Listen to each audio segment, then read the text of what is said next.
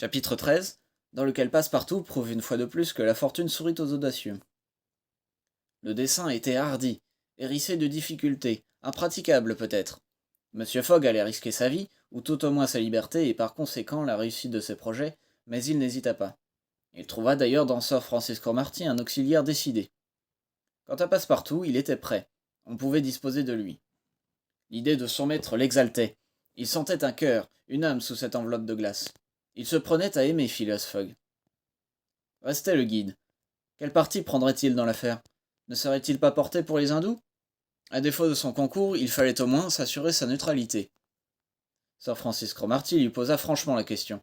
Mon officier, répondit le guide, je suis Parsi, et cette femme est Parsi. Disposez de moi. Bien, guide, répondit Mr. Fogg. Toutefois, sachez-le bien, reprit le Parsi. Non seulement nous risquons notre vie, mais des supplices horribles si nous sommes pris. Ainsi, voyez. C'est vu, répondit M. Fogg. Je pense que nous devrons attendre la nuit pour agir. Je le pense aussi, répondit le guide. Ce brave hindou donna alors quelques détails sur la victime. C'était une indienne d'une beauté célèbre, de race parsie, fille de riches négociants de Bombay. Elle avait reçu dans cette ville une éducation absolument anglaise, et à ses manières, à son instruction, on l'eût crue européenne. Elle se nommait Aouda. Orpheline, elle fut mariée malgré elle à ce vieux Raja du Bundelkund. 3 mois après, elle devint veuve.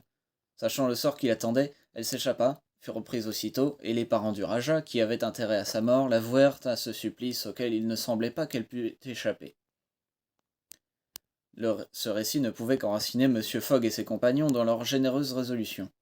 Il fut décidé que le guide dirigerait l'éléphant vers la pagode de Pillaji, dont il se rapprocherait autant que possible. Une demi-heure après, halte fut faite sous un taillis à 500 pas de la pagode, que l'on ne pouvait apercevoir. Mais les hurlements des fanatiques se laissaient entendre distinctement. Les moyens de parvenir jusqu'à la victime furent alors discutés. Le guide connaissait cette pagode de Pillaji, dans laquelle il affirmait que la jeune femme était emprisonnée. Pouvait-on y pénétrer par une des portes, quand toute la bande serait plongée dans le sommeil de l'ivresse, ou faudrait-il pratiquer un trou dans une muraille? C'est ce qui ne pouvait être décidé qu'au moment et au lieu même. Mais ce qui ne fit aucun doute, c'est que l'enlèvement devait s'opérer cette nuit même, et non quand, le jour venu, la victime serait conduite au supplice. À cet instant, aucune intervention humaine n'eût pu la sauver. M. Fogg et ses compagnons attendirent la nuit. Dès que l'ombre se fit, vers 6 heures du soir, ils résolurent d'opérer une reconnaissance autour de la pagode. Les derniers cris des fakirs s'éteignaient alors. Suivant leur habitude, ces Indiens devaient être plongés dans l'épaisse ivresse du hang, opium liquide mélangé d'une infusion de chanvre, et il serait peut-être possible de se glisser entre eux jusqu'au temple. Le Parsi, guidant M. Fogg, Sir Francis Cromarty et Passepartout, s'avança sans bruit à travers la forêt. Après 10 minutes de reptation sous les ramures, ils arrivèrent au bord d'une petite rivière, et là, à la lueur de torches de fer à la pointe desquelles brûlaient des résines, ils aperçurent un monceau de bois empilé. C'était le bûcher, fait de précieux santal, et déjà imprégné d'une huile parfumée. À sa partie supérieure reposait le corps embaumé du Raja, qui devait être brûlé en même temps que sa veuve. À 100 pas de ce bûcher s'élevait la pagode, dont les minarets perçaient dans l'ombre la cime des arbres. Venez, dit le guide à voix basse. Et, redoublant de précautions, suivi de ses compagnons, il se glissa silencieusement à travers les grandes herbes. Le silence n'était plus interrompu que par le murmure du vent dans les branches. Bientôt le guide s'arrêta à l'extrémité d'une clairière. Quelques résines éclairaient la place. Le sol était jonché de groupes de dormeurs appesantis par l'ivresse. On eût dit un champ de bataille, couvert de morts. Hommes, femmes, enfants, tout était confondu. Quelques ivrognes râlaient encore çà et là. À l'arrière-plan, entre la masse des arbres, le temple de Pillaji se dressait confusément. Mais, au grand désappointement du guide, les gardes des rajas, éclairés par des torches fuligineuses, veillaient aux portes et se promenaient, le sabre nu. On pouvait supposer qu'à l'intérieur les prêtres veillaient aussi. Le Parsi ne s'avança pas plus loin. Il avait reconnu l'impossibilité de forcer l'entrée du temple, et il ramena ses compagnons en arrière. Phileas Fogg et Sir Francis Cromarty avaient compris, comme lui, qu'ils ne pouvaient rien tenter de ce côté. Ils s'arrêtèrent et s'entretinrent à voix basse. Attendons, dit le brigadier général. Il n'est que 8 heures encore. Il est possible que ces gardes succombent aussi au sommeil. Cela est possible, en effet, répondit le Parsi. Phileas Fogg et ses compagnons s'étendirent donc au pied d'un arbre et attendirent. Le temps leur parut long. Le guide les quittait parfois et allait observer la lisière du bois. Les gardes du Raja veillaient toujours à la lueur des torches, et une vague lumière filtrait à travers les fenêtres de la pagode. On attendit ainsi jusqu'à minuit. La situation ne changea pas, même surveillance au dehors. Il était évident qu'on ne pouvait compter sur l'assouplissement des gardes. L'ivresse du hang leur avait été probablement épargnée. Il fallait donc agir autrement et pénétrer par une ouverture pratiquée aux murailles de la pagode. Restait la question de savoir si les prêtres veillaient auprès de leurs victimes avec autant de soin que les soldats à la porte du temple. Après une dernière conversation, le guide se dit prêt à partir. Monsieur Fogg, Sir Francis et Passepartout le suivirent. Ils firent un détour assez long, afin d'atteindre la pagode par son chevet. Vers minuit et demi, ils arrivèrent au pied des murs sans avoir rencontré personne. Aucune surveillance n'avait été établie de ce côté, mais il est vrai de dire que fenêtres et portes manquaient absolument. La nuit était sombre. La lune, alors dans son dernier quartier, quittait à peine l'horizon encombré de gros nuages. La hauteur des arbres accroissait encore l'obscurité. Mais il ne suffisait pas d'avoir atteint le pied des murailles, il fallait encore y pratiquer une ouverture. Pour cette opération, Phileas Fogg et ses compagnons n'avaient absolument que leur couteau de poche. Très heureusement, les parois du temple se composaient d'un mélange de briques et de bois qui ne pouvait être difficile à percer. La première brique une fois enlevée, les autres viendraient facilement. On se mit à la besogne en faisant le moins de bruit possible. Le Parsi d'un côté, Passepartout de l'autre, travaillait à desceller les briques de manière à obtenir une ouverture large de 2 pieds.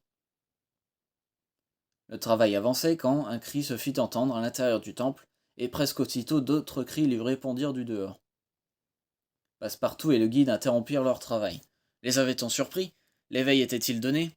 La plus vulgaire prudence leur commandait de s'éloigner, ce qu'ils firent en même temps que Phileas Fogg et Sir Francis Cromarty.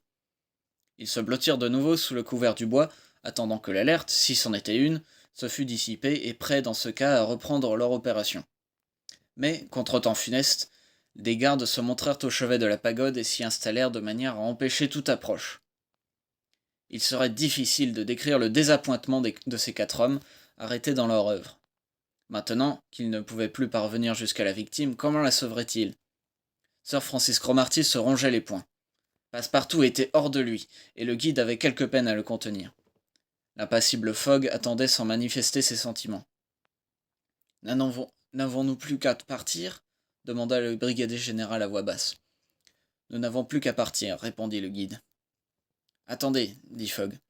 Il suffit que je sois demain à Allahabad avant midi. Mais qu'espérez-vous? Répondait Sir Francis Cromarty. Dans quelques heures le jour va paraître et... La chance qui nous échappe peut se présenter au moment suprême. Le brigadier général aurait voulu pouvoir lire dans les yeux de Phileas Fogg. Sur quoi comptait donc ce froid anglais? Voulait-il, au moment du supplice, se précipiter vers la jeune femme et l'arracher ouvertement à ses bourreaux? C'eût été une folie, et comment admettre que cet homme fût fou à ce point? Néanmoins, Sir Francis Cromarty consentit à attendre jusqu'au dénouement de cette terrible scène. Toutefois, le guide ne laissa pas ses compagnons à l'endroit où ils s'étaient réfugiés, et il les ramena vers la partie antérieure de la clairière. Là, abrités par un bouquet d'arbres, ils pouvaient observer les groupes endormis. Cependant, Passepartout, juché sur les dernières branches d'un arbre, ruminait une idée qui avait d'abord traversé son esprit comme un éclair et qui finit par s'incruster dans son cerveau. Il avait commencé par se dire « Quelle folie !» et maintenant il répétait « Pourquoi pas après tout? C'est une chance, peut-être la seule, et avec de tels abrutis. » En tout cas, Passepartout ne formula pas autrement sa pensée, mais il ne tarda pas à se glisser avec la souplesse d'un serpent sur les basses branches de l'arbre dont l'extrémité se courbait vers le sol. Les heures s'écoulaient, et bientôt quelques nuances moins sombres annoncèrent l'approche du jour. Cependant, l'obscurité était profonde encore. C'était le moment. Il se fit comme une résurrection dans cette foule assoupie. Les groupes s'animèrent, des coups de tam-tam retentirent. Chants et cris éclatèrent de nouveau. L'heure était venue à laquelle l'infortuné allait mourir. En effet, les portes de la pagode s'ouvrirent. Une lumière plus vive s'échappa de l'intérieur. Monsieur Fogg et Sir Francis Cromarty purent apercevoir la victime, vivement éclairée, que 2 prêtres traînaient au dehors. Il leur sembla même que, secouant l'engourdissement de l'ivresse par un suprême instinct de conservation, la malheureuse tentait d'échapper à ses bourreaux. Le cœur de sir Francis Cromarty bondit, et par un mouvement convulsif, saisissant la main de Phileas Fogg, il sentit que cette main tenait un couteau ouvert. En ce moment, la foule s'ébranla. La jeune femme était retombée dans cette torpeur provoquée par les fumées du chanvre. Elle passa à travers les fakirs qui l'escortaient de leurs vociférations religieuses. Phileas Fogg et ses compagnons, se mêlant au dernier rang de la foule, la suivirent. 2 minutes après, ils arrivaient sur le bord de la rivière et s'arrêtaient à moins de 50 pas du bûcher sur lequel était couché le corps du Rajah. Dans la demi-obscurité, ils virent la victime absolument inerte, étendue auprès du cadavre de son époux. Puis une torche fut approchée, et le bois imprégné d'huile s'enflamma aussitôt. À ce moment, sir Francis Cromarty et le guide retinrent Phileas Fogg, qui, dans un moment de folie généreuse, s'élançait vers le bûcher. Mais Phileas Fogg les avait déjà repoussés, quand la scène changea soudain. Un cri de terreur s'éleva. Toute cette foule se précipita à terre, épouvantée. Le vieux Rajah n'était donc pas mort, qu'on le vit se redresser tout d'un coup, comme un fantôme, soulever la jeune femme dans ses bras, descendre du bûcher au milieu des tourbillons de vapeur qui lui donnaient une apparence spectrale. Les fakirs, les gardes, les prêtres, pris d'une terreur subite, étaient là, face à terre, n'osant de lever les yeux et regarder un tel prodige. La victime inanimée passa entre les bras vigoureux qui la portaient, et sans qu'elle parût leur peser. Monsieur Fogg et sir Francis Cromarty étaient demeurés debout. Le Parsi avait courbé la tête, et Passepartout sans doute n'était pas moins stupéfié. Ce ressuscité arriva ainsi près de l'endroit où se tenaient Monsieur Fogg et sir Francis Cromarty, et là, d'une voix brève, « Filons » dit-il. C'était Passepartout lui-même qui s'était glissé vers le bûcher au milieu de la fumée épaisse. C'était Passepartout qui, profitant de l'obscurité profonde encore, avait arraché la jeune femme à la mort. C'était Passepartout qui, jouant son rôle avec un audacieux bonheur, passait au milieu de l'épouvante générale. Un instant après, tous quatre disparaissaient dans le bois, et l'éléphant les emportait d'un trot rapide. Mais des cris, des clameurs et même une balle perçant le chapeau de Phileas Fogg leur apprirent que la ruse était découverte. En effet, sur le bûcher enflammé se détachait alors le corps du vieux Rajah. Les prêtres, revenus de leur frayeur, avaient compris qu'un enlèvement venait de s'accomplir. Aussitôt ils s'étaient précipités dans la forêt. Les gardes les avaient suivis, une décharge avait eu lieu, mais les ravisseurs fuyaient rapidement, et, en quelques instants, ils se trouvaient hors de portée des balles et des flèches.